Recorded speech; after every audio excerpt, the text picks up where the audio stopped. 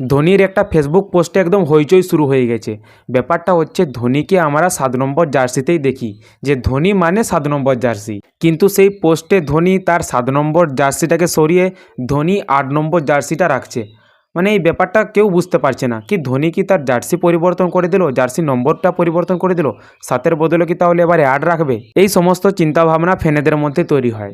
আর ওই পোস্টে লেখা রয়েছে, কিছু নম্বর চিরকাল তোমার সঙ্গে থেকে যায়, যেমন আমার সঙ্গে রয়েছে নম্বর 7, আর এখন আমি 8 পরব, আর কেন পরব সেটা তোমরা খুব তাড়াতাড়ি জানতে পারবে।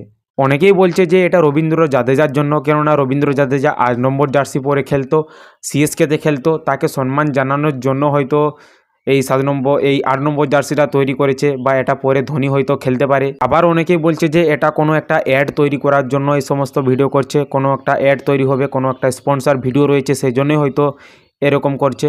কিন্তু আসল ব্যাপারটা যে কি, সেটা হয়তো সময়ই বলে দেবে আমাদেরকে। আর তোমাদের কি মনে হয় যে ধোনি কি তার জার্সি নম্বর 7-এর বদলে 8 করে দেবে নাকি? তাহলে তো থালা ফোড়া রিজন থাকবেই না।